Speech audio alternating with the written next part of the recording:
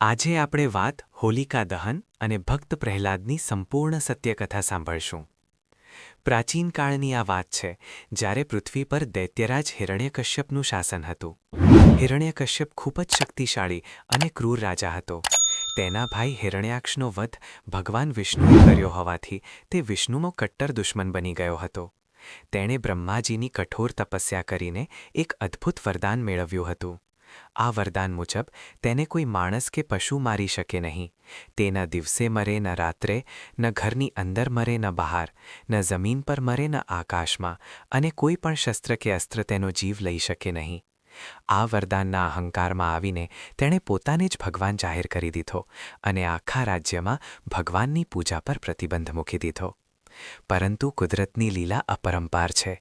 હિરણ્યકશ્યપના ઘરે જ એક પુત્રનો જન્મ થયો જેનું નામ હતું પ્રહલાદ। પ્રહલાદ નાનપણથી જ ભગવાન વિષ્ણુનો પરમ ભક્ત હતો। પિતાના ડર વગર તે હંમેશા ઓમ નમો નારાયણાયના જાપ કરતો હતો। જ્યારે હિરણ્યકશ્યપને ખબર પડી કે તેનો પુત્ર જ તેના દુશ્મન વિષ્ણુની પૂજા કરે છે ત્યારે તે ક્રોધથી લાલચોળ થઈ ગયો। તેણે પ્રહલાદને સમજાવવાના ઘણા પ્રયત્નો કર્યા પણ પ્રહલાદની શ્રદ્ધા અટલ હતી। અંતે અહંકારી પિતાએ પોતાના જ પુત્રને મારી નાખવાનો નિર્ણય કર્યો। હિરણ્યકશ્યપે પ્રહલાદને ઊંચા પર્વત પરથી નીચે ફેંકી દીધો। તેને ઝેરી સાપોની વચ્ચે રાખ્યો, ભૂખ્યા હાથીઓ પાસે કચડાવવાનો પ્રયત્ન કર્યો અને ભોજનમાં ઝેર પણ આપ્યું। પરંતુ દર વખતે ભગવાન વિષ્ણુએ પ્રહલાદની રક્ષા કરી અને તેનો વાળ પણ વાંકો ન થયો। છેવટે હિરણ્યકશ્યપે તેની બહેન હોલિકાની મદદ માંગી। હોલિકા પાસે એક એવી જાદુઈ ઓઢણી હતી જેને ઓઢીને અગ્નિમાં બેસવાથી અગ્નિ તેને બાળી શકતી નહોતી। ફાગણ સુદ પૂનમના દિવસે એક મોટી ચિતા તૈયાર કરવામાં આવી। હોલિકા ભક્ત પ્રહલાદને મારી નાખવાના ઈરાદાથી તેને ખોળામાં લઈને ચિતા પર બેસી રહી। જેવી અગ્નિ પ્રગટાવવામાં આવી ત્યારે ભક્ત પ્રહલાદ તો ભગવાનના નામનું સ્મરણ કરવા લાગ્યો। અચાનક જોરદાર પવન ફૂંકાયો અને હોલિકાની ઓઢણી ઉડીને પ્રહલાદ પર આવી ગઈ। પરિણામે વરદાન હોવા છતાં હોલિકા બળીને રાખ થઈ ગઈ અને ભક્ત પ્રહલાદ સુરક્ષિત રીતે બહાર આવ્યો। આ ઘટનાની યાદમાં જ આપણે દર વર્ષે હોલિકા દહન કરીએ છીએ। હોલિકાના મૃત્યુ પછી હિરણ્યકશ્યપનો ક્રોધ ફાટી નીકળ્યો।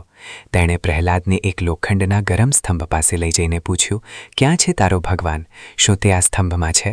પ્રહલાદે વિશ્વાસ સાથે કહ્યું, હા પિતાજી, ભગવાન તો કણે કણમાં છે।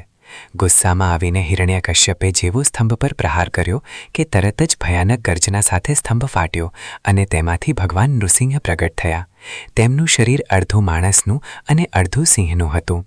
બ્રહ્માજીના વરદાનની મર્યાદા જાળવવા માટે ભગવાન નૃસિંહે હિરણ્યકશ્યપને પકડીને ઘરના ઉંબરા પર લીધો।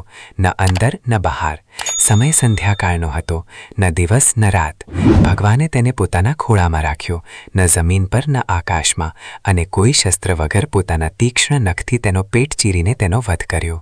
આમ અહંકારી અસુરનો અંત આવ્યો અને સત્યનો વિજય થયો। આ કથા આપણને શીખવે છે કે ગમે તેટલી મોટી બુરાઈ હોય પણ સાચી ભક્તિ અને સત્યની હંમેશા જીત થાય છે। આવી જ વાર્તાઓ સાંભળવા માટે મારી ચેનલને સબસ્ક્રાઇબ કરો અને હા, રોજ દ્વારકાધીશની લાઈવ દર્શનાર્થી જોવા માટે મારી ચેનલને સબસ્ક્રાઇબ કરો। જય દ્વારકાધીશ।